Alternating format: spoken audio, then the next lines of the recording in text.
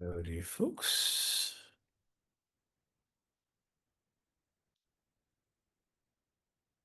Mm, There's Hello, Scott. Donald. Can you hear me? Yes, indeed. Good. Looks good. I'm gonna get our page up here. Right.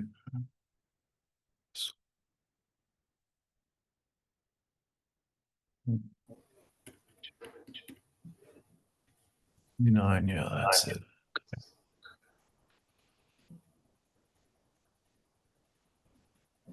Okay. Share my screen here.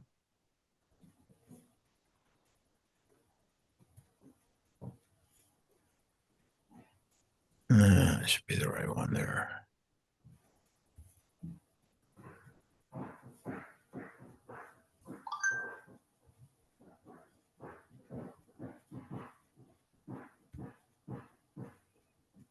Hmm, Chat.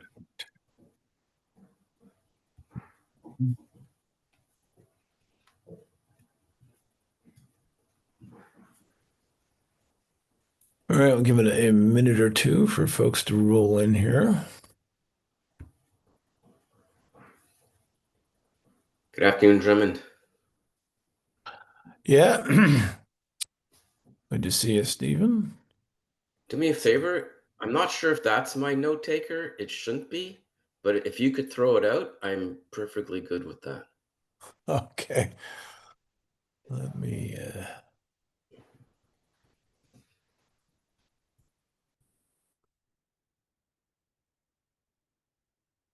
there it is right there.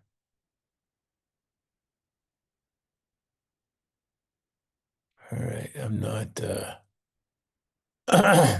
I'm not signed in as host. I could be, but um I'm not worried enough about it to go through that right now. I'm Okay, sorry about that. Yeah, no, it's not a problem. Uh yeah, I'm not worried about having the note taker in here for this meeting. I'm in Madrid. I just presented our project, or the first person project, a couple hours ago. And so then I just snuck in a quick nap because I just arrived here yesterday. So still time zone adjusting. All right. I think we're at 4 minutes after. So we can go ahead and get going. And so let me scroll down to the right spot. Welcome, everyone, to the October 29th meeting, Decentralized Trust Graph Working Group. And as always, we're going to share our antitrust policy notice with everyone.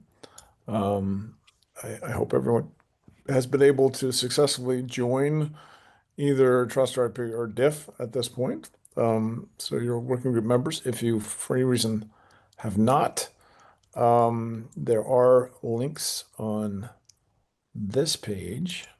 I'll actually grab this right now and put it in. The links on this page for doing that, I'll put that in the chat. That's a home page for our working group. And before I start taking notes here, I'll also put the homepage of the meeting page for today right there. And so quickly, next thing we'll do is just check to see if there are any new members that would like to do an introduction.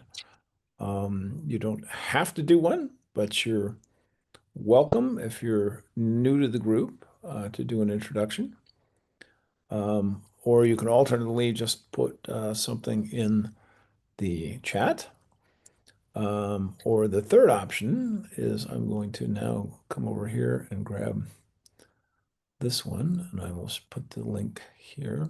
Do a quick share. This is what we call the bio page. So if you were interested in other folks, um, I'll stick a note on that so you know what that is. Bio page. If you are interested in who else is working on the working group, or you want to put a bio in there with any information or links about yourself, this is the bio page. And it's not in alphabetical order, it doesn't matter, but you can see who else is involved here. So I will stop there and say, is there anyone new to the working group that would like to do an introduction? All right. If not, let's go ahead. Okay, so a quick preview of our agenda today. Um, we have action items that I don't see Jeff on right now. We have not, due to IW last week, which is on the agenda here. I did not actually get to this action item. Scott and Nikki, who will talk to us shortly, did create the wiki page for the Risk Assessment Harms Prevention Task Force. But I have not. I will probably get these finally done tomorrow, create these wiki pages for our task forces. Again, for anyone who's new to the working group, I'm just going to remind you on our homepage, we do have a list of the proposed task forces. And the first one to have its own page is risk assessment of harms. Okay, I'm going to go ahead and copy that link because Scott and Nick are about to talk about that. So I'll stick that one in the chat. Otherwise, as we create wiki pages for each of these, you'll be able to see them right in our list here. So this is the home for the Decentralized Spacecraft Working Group here. All of our meeting notes go in this section here. We have pages covering, sort of our big building blocks we're working on: personal credentials, verifiable relational credentials, zero knowledge proofs, privacy serving personas, R cards, and then this is the our first agenda item is Scott and Nikki, co-chairs of the Risk Assessment and Harms Prevention Task Force. They met? Oh, that's right. I'm showing here on our deliverables. Actually, I meant task forces, which is down up here. Yeah, this is our list of task forces, and then a list of the deliverables from each task force. So back to the agenda. First thing is Scott and Nikki talking about their task force and timing some things they've discussed and are proposing for how that task force will work. And then the balance of our agenda is to cover, update folks and cover some of the very excellent discussions and sessions that we had at the Internet Identity Workshop and the Agentic Internet Workshop last week, because we did some real work there. And I'm hoping I saw Brendan is here. He can hopefully cover things that were in these 2 and 3, and I can cover things and others who were there in 1 and 4. And that's so. Before we go any further, are there any other additions or revisions to the agenda? Just checking with folks on that. Just less there, it is over there. And if not, now one thing we always stop and do, does anyone have any updates of general interest of the group that they want to share before we dive into the agenda? It's just an opportunity to, if there's any general news or, event or anything else you want to share there. I will, actually, I'll share one thing here quickly, which is the conference that I just spoke at, and I'm going back to as soon as this meeting is over. Let's see. Remember the full name of it, Digital Resilience. That's it right there. Just put in the chat, Digital Resilience Forum. First time I've been here to this conference. It's in Madrid, Spain. And it's all about resilience um, for basically all digital infrastructure, but especially open source, and covers all kinds of topics related to that. They invited me to speak about the first person project because that, it fit in, and I was a little bit like, oh wow, does it really fit in? Well, the workshop that I gave, which was right before lunch, was very well attended. One of the most involved audiences that I've had, and the answer is it's super relevant. There were a number of folks there that for whom their open source projects or infrastructure work, they felt first person credentials. And what we're doing here, several people asked for the link to this working group. So we may pick up some additional members. It's largely a European, not exclusively, but largely a European crowd that was attending.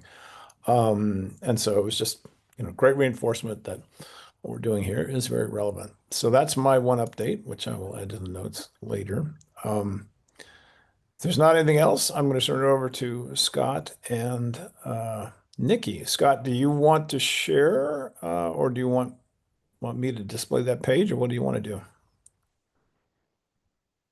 So I can share. Yeah, please. So just a couple of things. So if you go to the Confluence page, Nikki and I have created a risk assessment and harms prevention task force. And we kind of worked out between us, there are different cycles between the risk assessment and the ongoing work on harms prevention. And so we kind of coordinated that. So initially, we're going to spend some concerted time in getting a risk assessment. And so, because that will also feed into a lot of the other task forces that have been created, and their focus is around creating specifications. And so, the risk assessment that we'll, proceed to creates the foundation and the reason and the basis for a lot of these specifications because you're addressing mitigating risk. And so we'll talk about that. So we start from a risk standpoint, just talking about scope.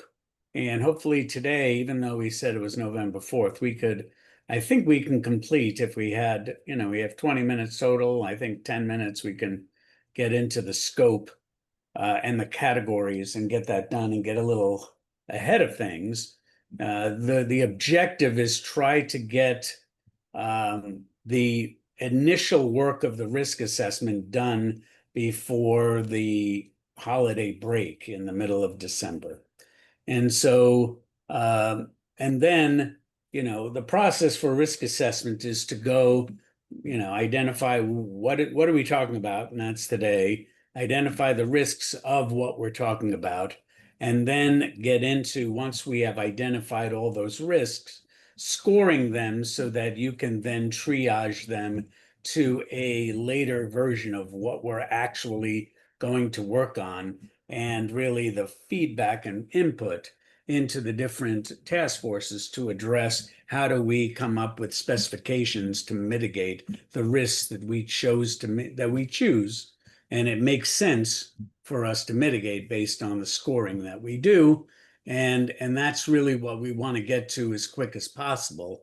And it's important, we were talking about whether we needed a separate task force on that. It is important to have these discussions at this general working group meeting because this work on risk assessment affects all the other task forces.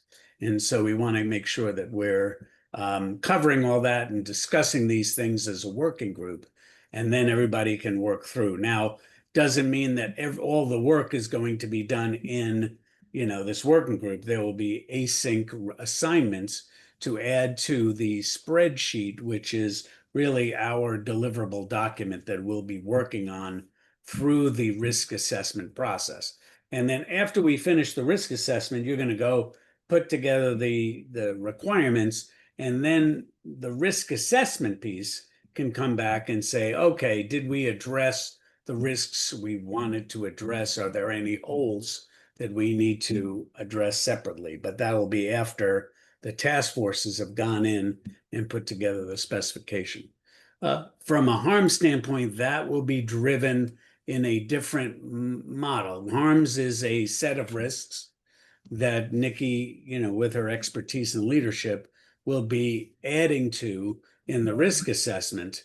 And the process of risk, the harms prevention will have a separate cadence around, looking at the marketplace for the activities that are happening within the scope that we're looking at, how we would address harms in that way. So anything else, Nikki, that I missed, at least to give folks an introduction of what we talked about yesterday? No, I think there's just a like an open question to the group as to whether they're happy for us to use time in the main group to cover off this risk assessment, or if they'd prefer to have a separate group and to work just report in from time to time.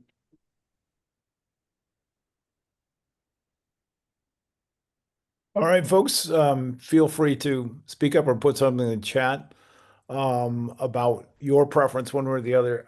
I would say, especially if Scott, you and Nikki were going to be working asynchronously on this, that it would be good to check in and use, especially because as you're stressing, this is a important early deliverable, that it'd be okay to take some time in each meeting just to sort of check in, say, where's it at? What are the key sort of steps you're working on?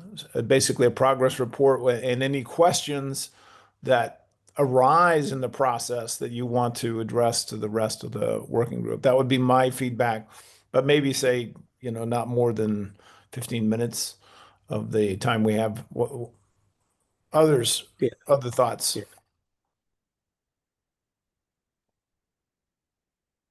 Any Well, dissenting Drum, opinions? I had another thought. I mean, I think people may not have a clear understanding of what the risk assessment process is and what we're talking about. So I think maybe let me spend, the remaining time allocated here, work through the scope, which is really will provide some feedback regarding what are we talking about and how are we talking about it from a risk standpoint, to then, oh, okay, maybe now that I know what you're talking about, then I can conclude whether it makes sense to do something offline or do something within the working group sessions. Sure, that makes sense to me.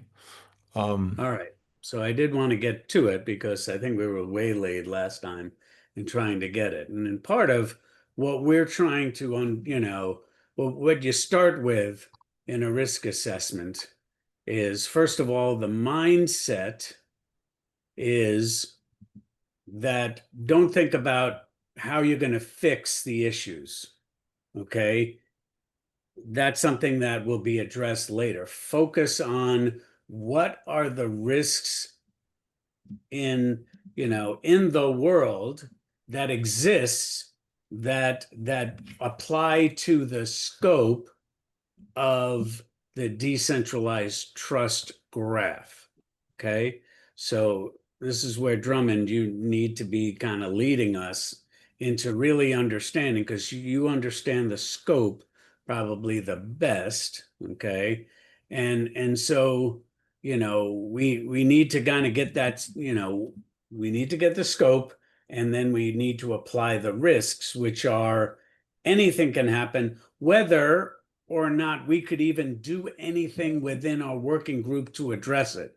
Because if there are risks that we can't, mitigate, then we would just treat it as something else. We're only in this working group in the task force developing specifications to mitigate risks that we can, right? And so, but that's later, right? There are risks in the world and such that may affect the scope that we're talking about. So as far as the scope typically is in, in these kinds of exercises as driven, it's more around the trust rectangle. Okay.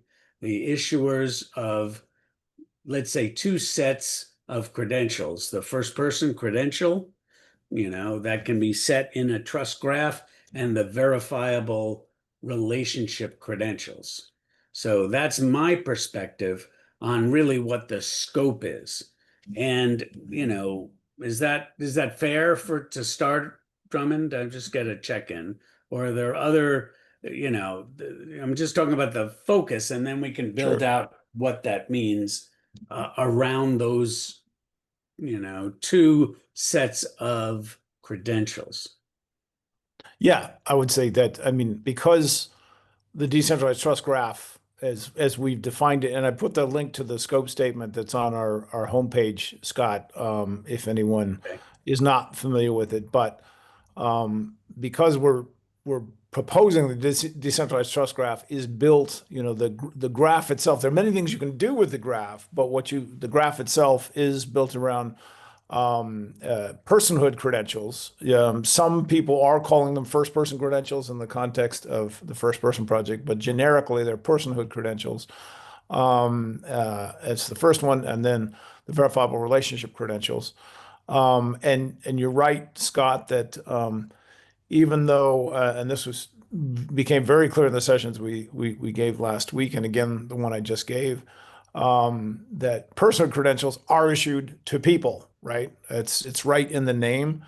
But verifiable relationship credentials, which provide the second trust signal for the graph, are between any two parties. Obviously, they apply to people when people are the ones making proofs against the trust graph, but their verifiable relationships can be with other people, with trust communities, with with devices, and then of course with AI agents. And so all of those verifiable relationship credentials, I think it's important to clarify that they're the parties involved are a broader set. And I don't know, Scott, if that means, we want to compartmentalize risks by the type of party. Yeah. Yeah. Anyway, that's my answer. Note, Scott, there is one question that Kevin has posted in the chat about.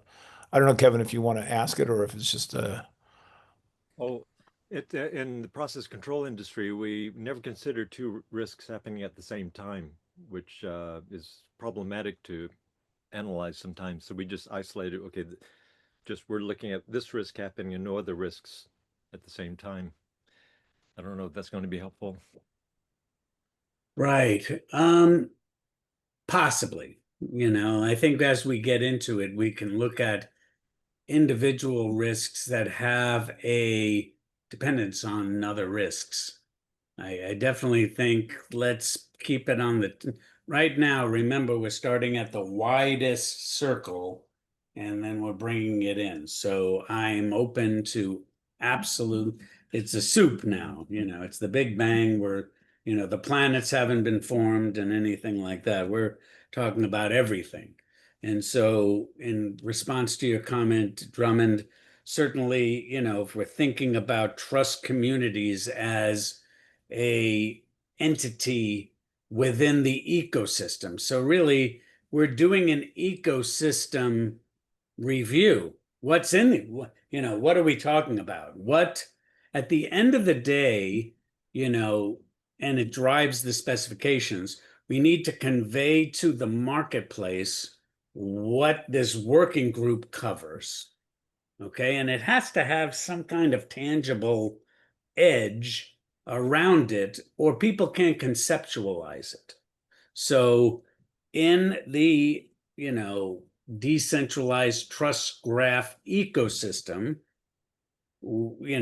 that's basically what are the entities, and these entities or have risks associated with them to be that need to be monitored or held accountable in order to exact an objective, a trust objective, a mitigating objective that collectively we want to make happen.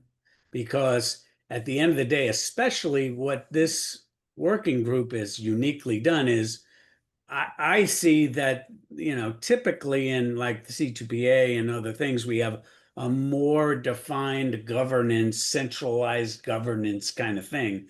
This ecosystem seems to be lighter on the governance, set out the specifications, set out, some things, but issuers can be anybody on the planet. And that creates a unique set of risks associated with it. But, they are issuers, but they're going to be handled very differently. And as also Drummond said, it's not just people. It could be devices, it could be agents, it could be other things. So we do need to add all of those kind of varieties of actors that participate in our ecosystem. So, I'm not going to get into, as I'm showing, on the screen, getting into the risk yet. We're just trying to figure out, okay, what are the roles, actors, players within the ecosystem that we possibly can hold accountable with specifications and risk mitigating activities. Some, there may be risks out there that we within specifications or even the usages of this working group specifications can't affect. Okay. But at least we start with what's possible and what's out there. So, I do think that there are, it's going down the list. There are governance authorities, because we have to have something that will issue specifications that would identify even formats for these credentials and, set in motion some kind of structure that all participants can follow. I don't know how deep it is or not deep it is, but at least from a categorization standpoint, there is some kind of entity that drives, and with that, there is certain risks associated with them. Does that entity that's driving specifications have integrity and these kinds of things, as is illuminated in these, risks that I've identified under governance authority. These are just, spitballing things that can get your mind thinking about risk associated with a entity type. Okay. So I would say, for example, governance is on, I would say almost everything is on here that I have. And, there will be issuers. Okay. Probably people or, agents, or there will be someone's going to issue these credentials. You can't have a credential unless they're issued. So we do need to identify risks associated with the issuance of these credentials. Okay. And Definitely. Scott, just one note. yes. It's the type is very small. Okay. Let me if you, get, I'm sorry about that. Let's get a big, yeah, if you big. can make it a little bit larger. Okay. Yeah, that's All right. good. That's Here you very go. readable now. I'm sorry Yeah. about that. Thank you for letting me know. Now I have to Can you get it in a scroll? place where you actually can read it. Yeah, There we go. perfect. There you go. Okay. Okay. So, initially, if you have a governance authority that's holding players accountable, these are risks associated with the role of the governance authority to drive that. And that may not, I'm telling you, it may not apply to our working group. But I think it will apply. There is a governance authority, but it may apply in different types. There may be different types of risks. We will have issuers, and based on the nature of verifiable credentials, we will have verifiers, even if it's peer-to-peer. I'm creating a credential with Drummond. Drummond needs some mechanism to verify that the credential actually came from me. And there may be risks associated with it that's man in the middle, someone else could imposterize, and that's part of some of the risks that we have to discuss, in the issuance of these, personhood credentials and verifiable relationship credentials. Now, people are issuers, but they're also holders. Okay.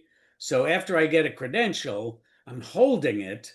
Well, there is some risks associated with making sure that I am, that I'm the guy that deserves the right to hold all of these credentials. And there should be risks associated with, what if I'm not the guy? Or if I don't have the right credential, or, a whole series of risk discussions that, could happen if we don't mitigate it. Okay. So I would say that there's likely risks associated with the holder.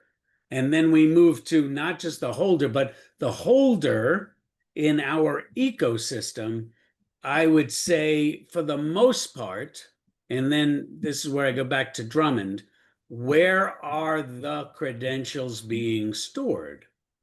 Okay, is it just a wallet, or is the wallet a smartphone? Should we break it out to maybe cloud wallets, or what other categorization of storage of these credentials could have risks that we have to deal with?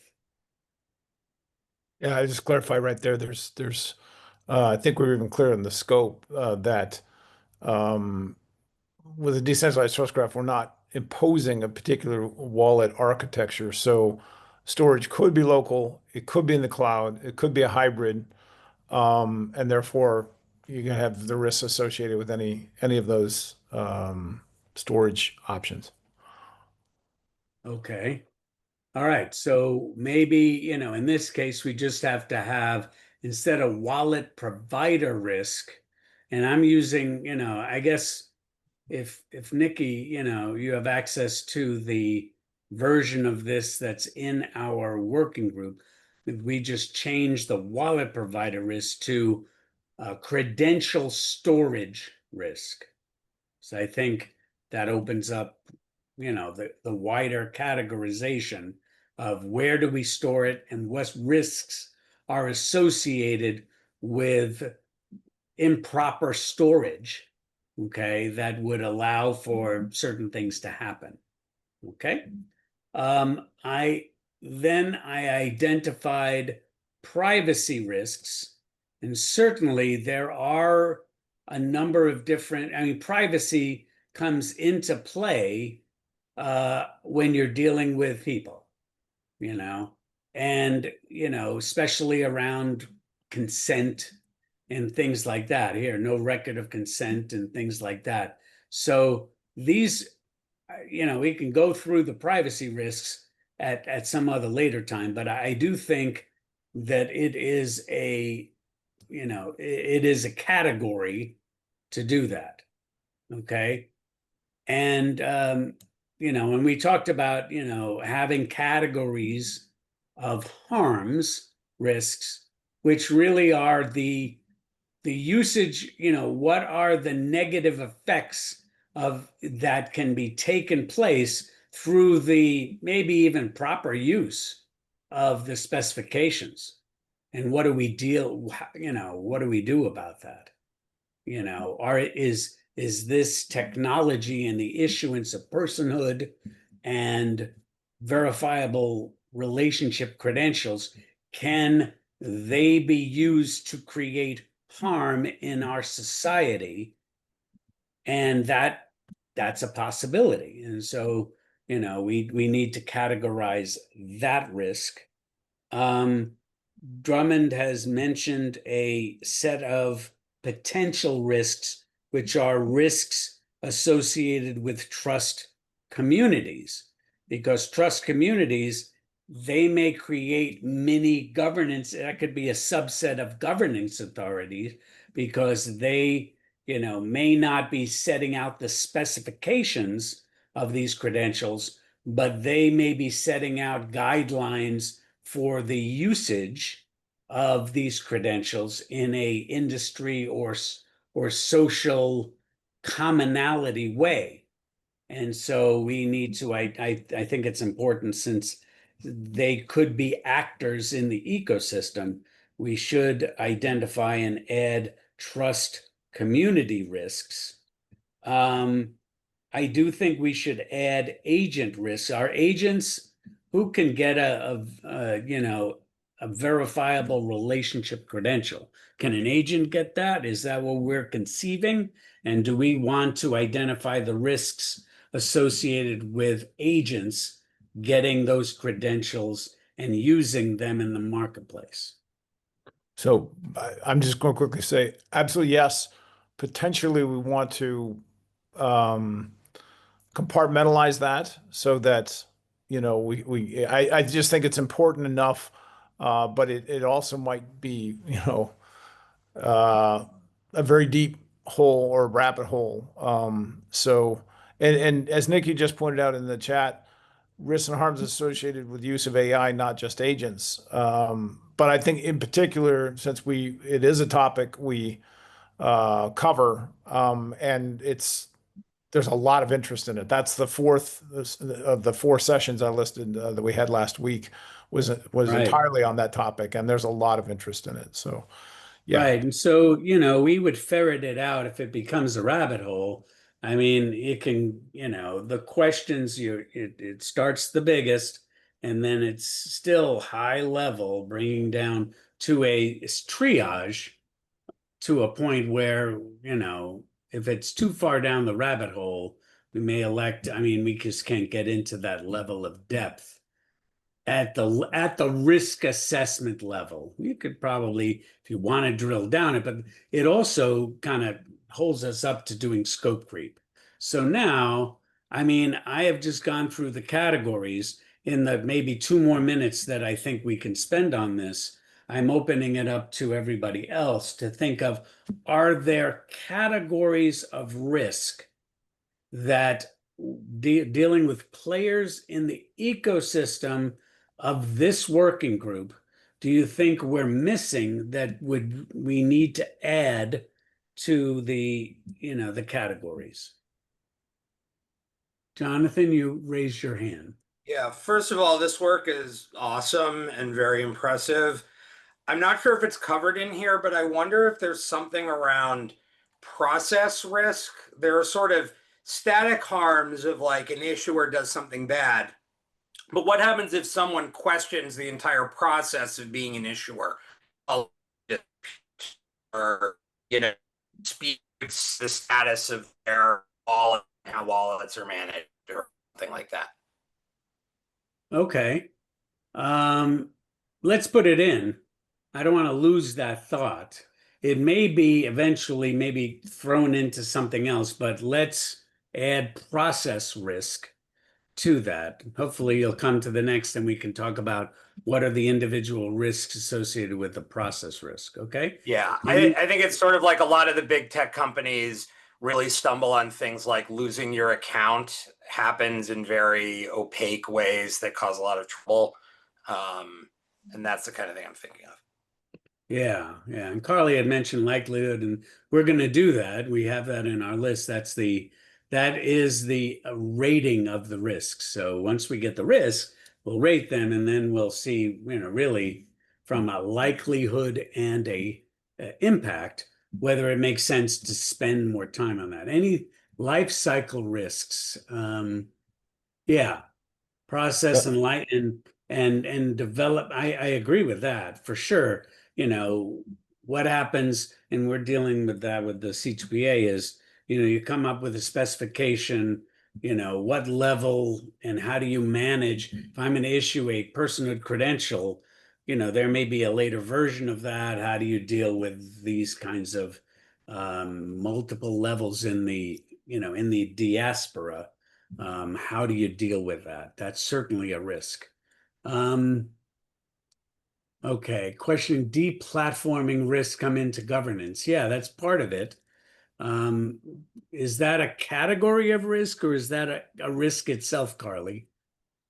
I think I think that's what Jonathan. I thought that was a bit of what he was addressing, and Okay. I think that goes inside. Maybe it goes inside governance.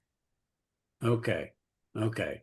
Now, I guess one of the other things that I've seen in other ecosystem is infrastructure risk. So as far as the infrastructure, I'll go back to Drummond, and I think that'll be it for today, is are there infrastructure risks associated with the deployment of this technology that we should identify and come up eventually, triage, and then if we had to have specifications to mitigate them? Yes. And are they in categories, or is this one big infrastructure risk? No, they would be in categories. I can give you one example is the trust registry infrastructure. Trust We have a registry. yeah, we have a dependency on that, and of course there's separate risks associated with that.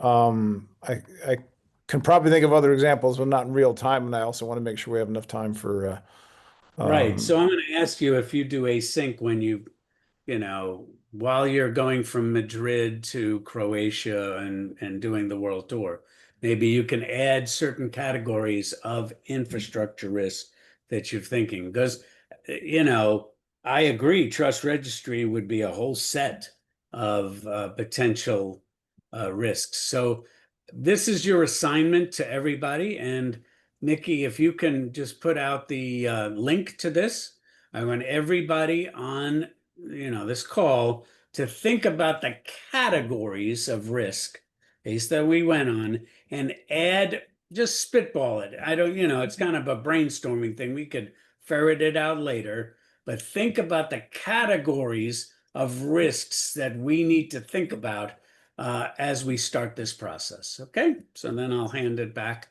over to you, Drummond. I didn't want to take up any more time, but this was an exercise that was valuable to get everybody thinking about risk. Yep. And I'm glad we are. As you said, Scott, it's an important first place to start because then the risk assessment applies to everything else we'll be doing. All right, I want to pop back to or actually I'll just ask directly. So we had four. Actually, I will share. Got to get it. I'm just on my laptop here, so I got to move around between these screens. I'll share back here with our agenda and just point out we had these are the four. There were some other sessions called that were also related. I don't think Nevis is here today. He called one on payments and value exchange and retroactive UBI was fascinating. Actually, he had three sessions on that because there were a lot of folks that were interested over 3 days.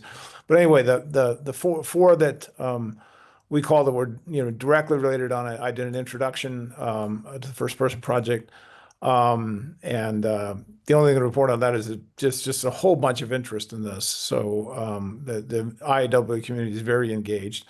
And then Brendan and Alberto from the Harvard Applied Social Media Lab held two wonderful sessions on verifiable relationship credentials. And I'm hoping that Brendan would provide a summary because there was some really good meaty feedback on the structure. And then the second one was on notarized, or people said maybe a better term would be witnessed verifiable relationship credentials. Do you, Brendan, want to share, or what do you want to do? I can share a little bit, I mean, verbally, and I can also share screen with some initial rough notes. Haven't had time to polish everything. That's certainly planned, and we'll bring that back to the group. But should I just kind of walk through some of the highlights, Drummond? That would be perfect. Thanks. Okay, one moment here. So what we have at this point are some images. This was a working session. We had a great representation of folks from the IIW community. We had some excellent expert guidance and support from Dimitri Zagadulin, who's very active in developing various standards. So it was a very productive conversation. We started with, I think some of you may have seen it on uh, the Discord. Jeff Turk had suggested a starting point. So that is what we used as a starting point. Just to be clear, we're talking about W3C, verifiable credentials. And so, it conforms to that standard. And then we had a conversation. We went iteratively. Just a couple things I want to highlight. There was a pretty clear feeling that we should distinguish the credential that says that you and I have a relationship from any endorsements that one of us gives to the other. So we form the pairwise, I have a relationship with you, you have a relationship with me, and we form our VC relationship credential there as described by Drummond in the white paper. And that would be different from endorsements that I say about you, that we've worked for years together or this or that, etc. So distinguishing those two types, so like a relationship credential from an endorsement credential, that kind of language was described. We also talked about, let me see if I can make this a little bit bigger for you. Let's see here. All right, that's a little better. Yeah,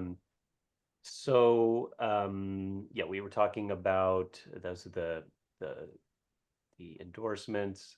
Now, if we zoom in, again, there's the importance of referencing or the opportunity to reference public or semi-public personas so that the person receiving the credential can demonstrate that they are the persona being described. So, there's like a from and a to. And again, these are done pairwise, me to you, you to me, Alice to Bob, Bob to Alice. And if we zoom in further, yeah, you have various DIDs or maybe PGP keys that are, who it's from and to. So we talked about that, describing those kind of relationships. And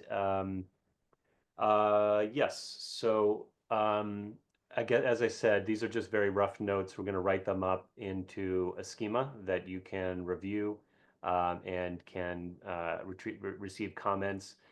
Just again, the context for Alberto and I were trying to actually use these credentials to build a demonstration this quarter. So we do not claim to be specification experts, and we'll welcome all kinds of review, through this group and other channels. So we just convened the group to kick that off. One other thing that came up, so we talked about the VRCs. And we also talked about the R card, the relationship cards. And one of the key points there was we want to leverage information, other standards that already exist. Like there's a JSON. You may be familiar with V cards through your calendar app. There's a JSON version of that.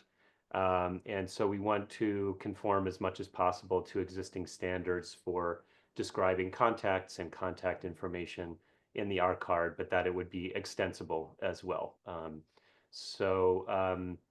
Drummond, do you want to add anything to that? Does that seem like a fair summary? Again, given that this is just the rough notes version for now.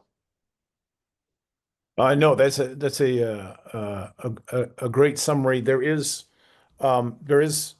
a number of sort of finer points that came up, relative to the schema, structure of the schema.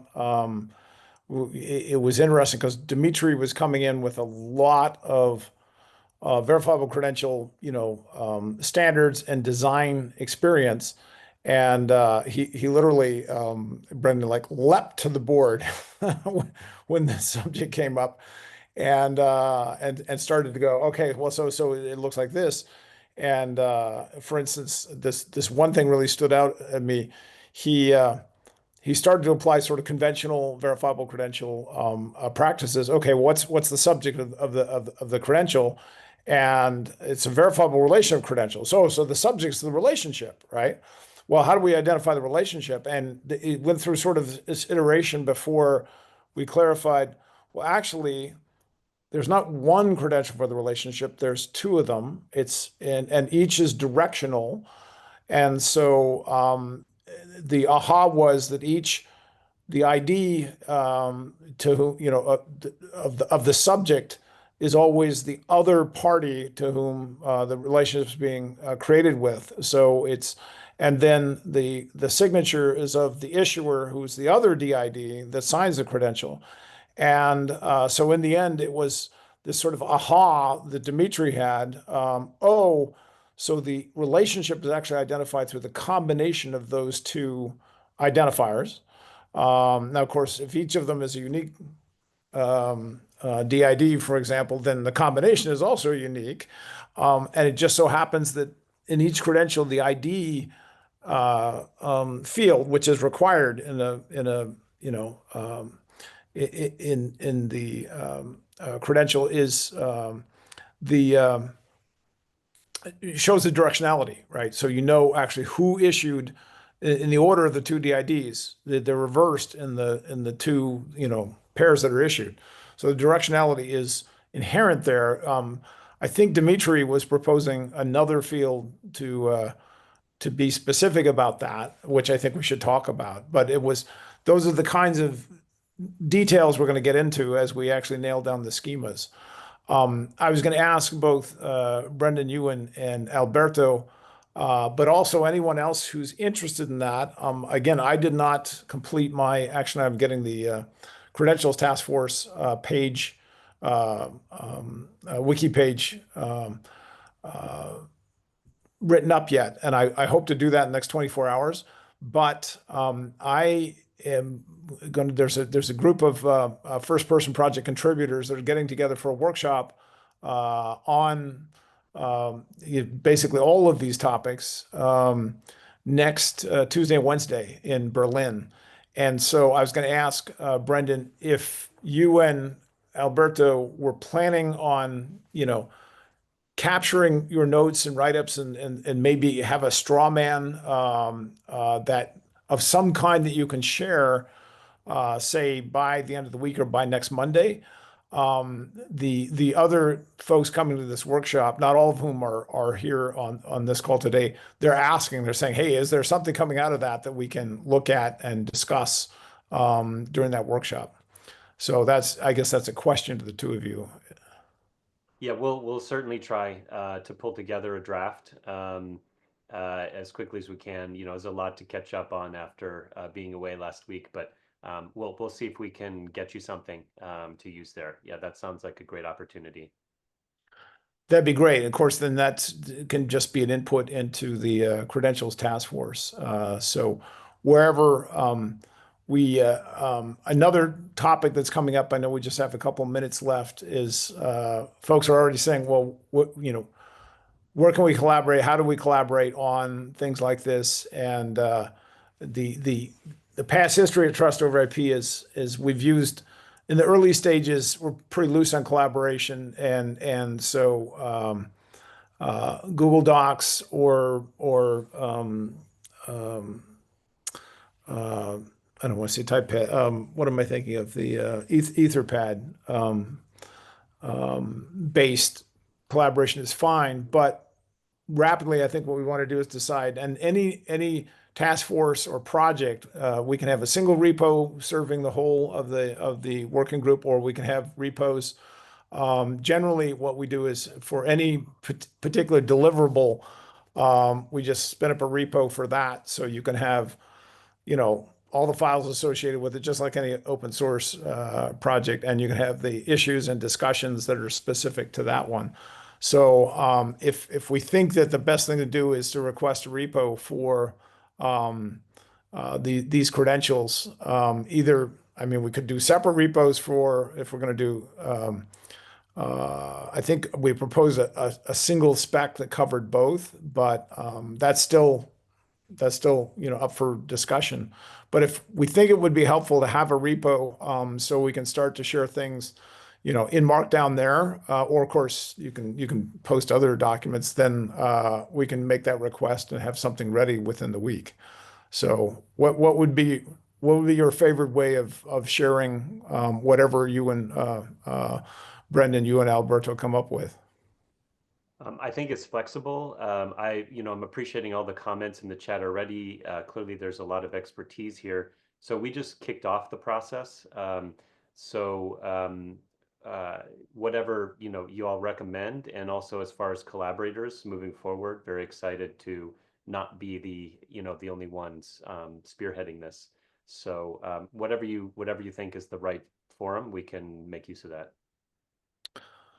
Okay, I'll actually give myself an action item to figure out what that is and send something back. Most folks just are going to remind everyone we're actively using. There was good discussion on the Discord channel that we have.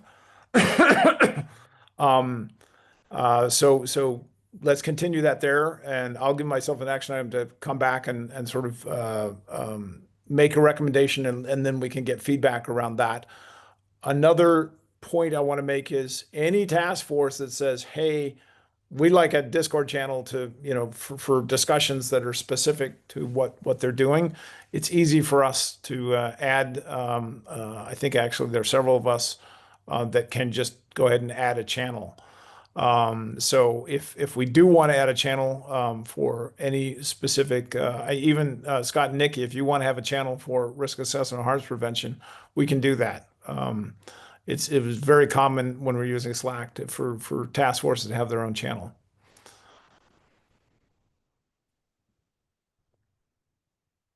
Did you want a summary of the witnessed VRCs too, or should we Oh, save that yes. for? I know we only have 3 minutes left, but if you want to hit the highlights of that, that would be great because that was another really good session. Okay, just so as folks can start to think about it, and we can get more input on that, I'll just share a couple slides real quick here. So we started with the word notarized and quickly realized that that has a lot of baggage that differs between, say, the United States and the EU. So we moved to witnessed or fair witnessed relationship credentials. Basically, the motivation for this was, I'm just going to skip through some things here to get to the meat. That we can leverage trust graphs here we go. Not trust graphs, but trust communities to endorse the exchange of relationship credentials, adding another layer of trust that, to deal with fake accounts and things like that, that within a trust community, you would have some greater assurance. And so a notary could be a person, or a witness could be a person, or it could be some kind of device. If you imagine you're at a conference or an event, let's say the Internet Identity Workshop, maybe they have a device wired into the Wi-Fi of the space that can witness people who possess credentials from the IIW as participants. And if anybody's a participant and wants to connect to another participant, it would say that that connection formed in that context. So basically, just the very simple things it adds to the standard flow is a session creation, like a request for a session to be started. And that would go to the witness from one of the participants. Then basically the witness would start a session. There would be some kind of session ID for coordinating. There would be nonces. There would perhaps be a timeout period during which the session would become invalid. And then that becomes a kind of context in which you can exchange the VRCs in the normal pattern. And then there you add the additional step of a witness endorsing it. And the witness, we thought that the witness endorsing would be an additional credential linking the VRC's statements from each party. Then they could distribute that credential and then each party could verify it. So that's a super high level. Again, happy to write that up in more detail, but there seemed to be good agreement that that general flow could work. And again, very interested in feedback from others after we share the write-up with you. Brendan, could you pop up that, I didn't get it, I want to take a quick screenshot of that for the notes. Just pop that last slide up there, just quickly. Um, just the same thing you had up there. Yeah, that's it right there. Yeah, I found this session, it was super interesting and valuable. And there was just great feedback from the folks that were there, and the whole sense that you could, it's one of the stronger ways to prevent impersonation is to have notarized credentials. I know we're at time, so any quick questions or feedback for Brendan before we close? Just checking here.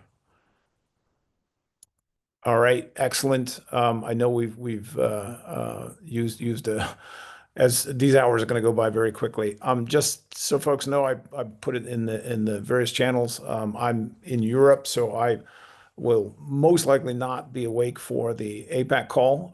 There are some others have said that they do want to. Nikki, you mentioned you hope to be able to attend that. So I will get these notes, just save the notes page, and anyone who is able to attend that call, please feel free to share these things on that call. And thank you, Brendan and Alberto, for whatever write-ups are going to come, and Scott and Nikki for everything that you've done. I'm looking forward to getting going quickly, and I will get up the wiki pages for these other task forces so we can start to track the work on those. And with that, thank you, everyone. And I've got to run back to the Digital Resilience Forum and appreciate it. So we'll talk again next week at the latest. All right. Thanks, everybody.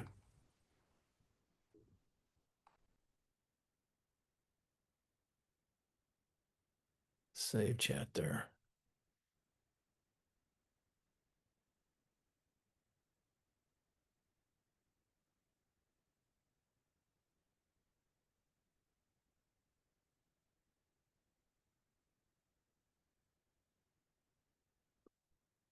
For the recording, I am just taking a minute to copy some of the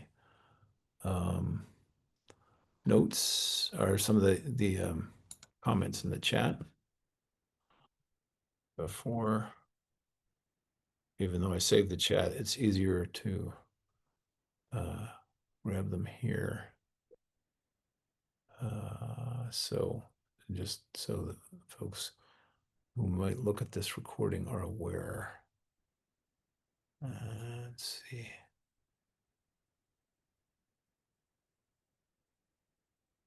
Just a moment.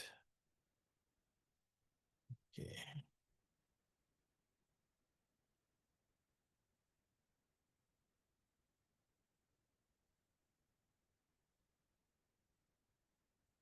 All right, one more here.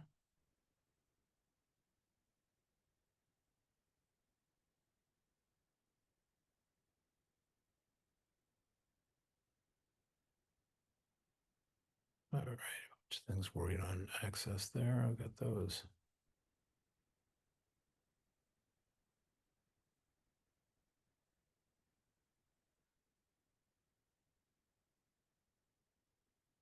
All right, we have two more. Shit.